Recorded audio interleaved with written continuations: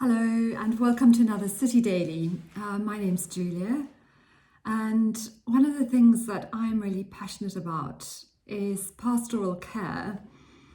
And as part of that, have a vision for our church family to increasingly be a place where we can have open, honest, trusted relationships with each other in which we can talk about the things that we're struggling with. So today I wanted to share with you some thoughts about how we can care for each other and build the sorts of relationships that Paul describes in his letter to the Ephesians, where he encourages the church to walk in the manner worthy of the calling to which you have been called, with all humility and gentleness. So I'm going to think about 3 ways in which we can care for each other in ways that encourage us to grow and really build up the church. And the first way to care for each other is with humility. So Paul encourages us to be humble and gentle with each other.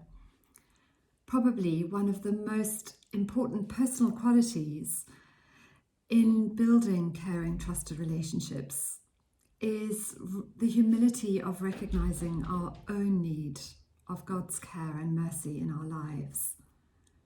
If we're going to be able to come alongside someone else in their struggles with humility, we need to have an experience of how God is helping us in our struggles.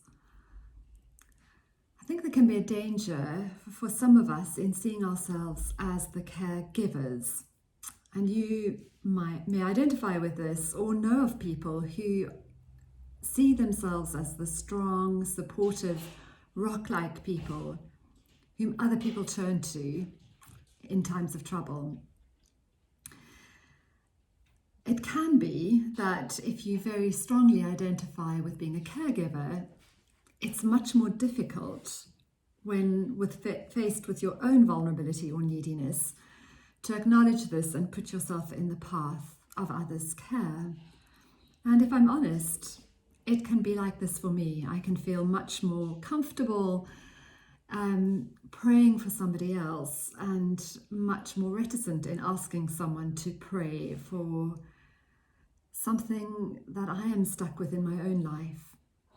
But when it comes to caring and being cared for, there's no us and them. We are all in both camps. We are all in need of God's grace and mercy in our own lives. We're all in need of each other's care and challenge to help us to recognize our blind spots. And we're also all positioned to be able to offer each other care and help. The second way in which we can build caring relationships is by taking the first move towards each other. This is what God does. He certainly did not wait for us to find him in his throne room. In fact, before we even acknowledged his presence or our need of him, he sent his son Jesus to come and serve us. And the example that Jesus gives us is of coming towards people, and people who were at the margins of society. So if we're to follow in his footsteps, then we need to make the first move in stepping towards people, and people who maybe are not like us or who don't live like us.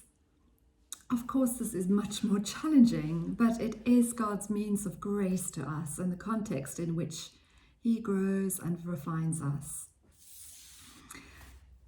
The third way of caring for each other is to take steps to get to know each other more deeply by knowing each other's hearts.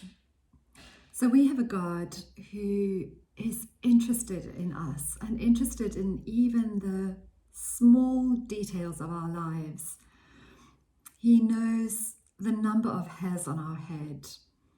And we too need to be interested in the small details in each other's lives. We also have a God who is interested in and invites us to pour out our feelings to him in an open and honest way. And we too need to be willing to make space for people to pour out their hearts to us.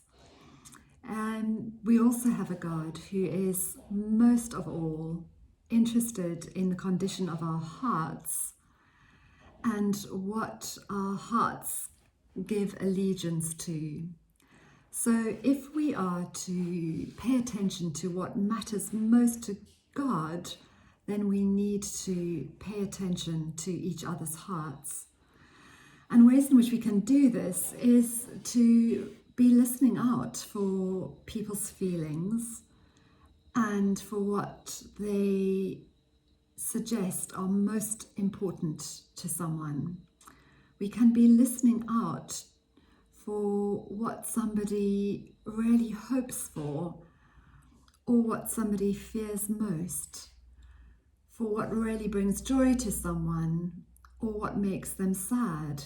Because again, these things are very revealing of what's most important to someone. So we can step beyond knowing just the events and circumstances of someone's life to really trying to understand their hearts and what matters most to them. And we can learn to be more transparent with each other about our own hearts. So here are the three things I want to encourage you in. Firstly, that needy, humble carers are the best carers. Secondly, can I encourage us all to take the first move towards someone? And thirdly, to look out for opportunities to go deeper in our relationships by trying to understand each other's hearts.